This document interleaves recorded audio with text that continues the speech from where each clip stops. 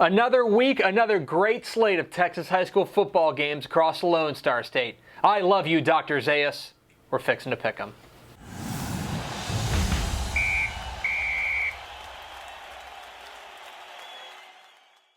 Welcome in to Fixin' to Pick'em in partnership with the NFHS Networks, your guide to the Texas High School Football Weekend. My name is Greg Tepper of Dave Campbell's Texas Football and TexasFootball.com. Thank you for tuning in. Did you catch your breath from week one? Well, get ready, because week two is right around the corner and another big slate of games across Texas. We start in DeSoto. 7:30 p.m. Friday night at DeSoto's Eagle Stadium. It's the Denton Guyer Wildcats facing the DeSoto Eagles in non-district play in Class 6A. What are the keys to this one? Well, number one, Denton Guyer running between the tackles. This isn't your grandfather's Denton Guyer team, even though this program's only been around for a few years. If you think back to Gerard Hurd and those outstanding teams that won state titles, they were throwing the ball a fair amount. This is a run-first team with Myron Mason and Noah Kane. Now, don't get me wrong, Luke Stillwell can still sling it around, but this is a team that wants to establish dominance on the ground. Can they do that, or will DeSoto step up? Key number two, DeSoto forcing turnovers. So this DeSoto defense is kind of that bend, don't break mentality. They've got great players like Kamonte Yao. Their linebacker is excellent, but this is a team that's going to give up their yards, and in a sense, they're going to give up some points. But where they make their hay is by making big plays. They turn the ball over in droves. Can they pick off a couple of passes, get a couple of fumbles, or will Denton Guyer take care of the football? And key number three, the elephant in the room, Sean Robinson. Let's be real. This is a great game on its face in a vacuum. Denton Guyer against DeSoto. This game's about Sean Robinson. If you don't know, he was the quarterback at Denton Guyer for 2014 and 2015, and now he's transferred over to DeSoto. This is the Sean Robinson Bowl. This is twofold here. First and foremost, he's an incredible football player. He can run, he can throw, he is a dynamic athlete. But on the other side, Denton Guyer is uniquely suited to have a great game plan against him. Which wins out in this one? Robinson's athleticism or Denton Guyer's game plan? Who am I picking?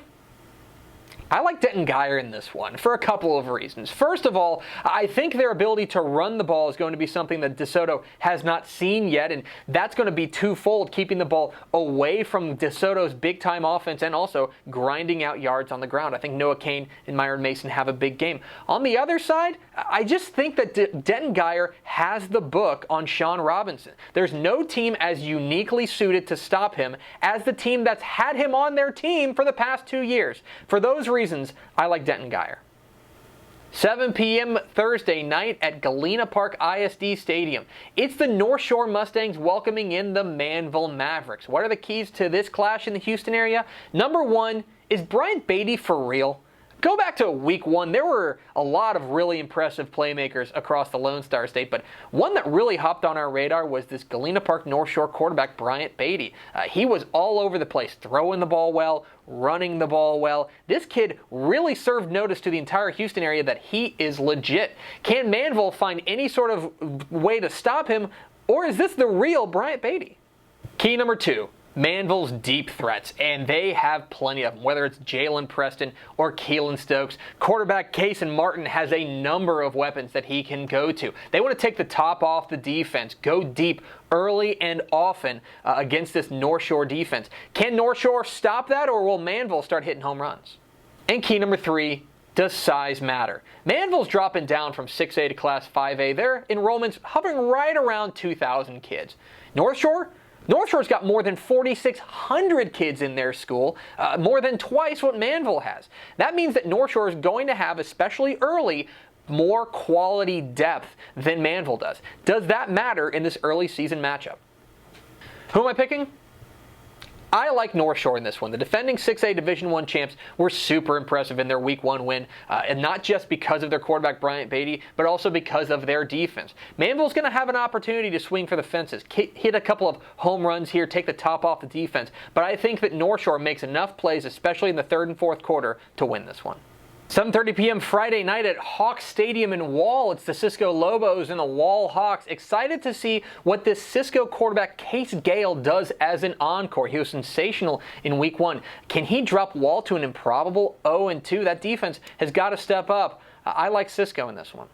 Speaking of teams that could improbably be 0-2, 7:30 p.m. Friday night at Linoff Stadium in Cibolo. It's Lake Travis and Cibolo Steel. Lake Travis coming off of a disappointing loss to Converse Judson in the opener, and it doesn't get any easier. This Cibolo Steel team can play. Their quarterback Xavier Martin and running back Travell Lumpkin. I think the Knights get a win.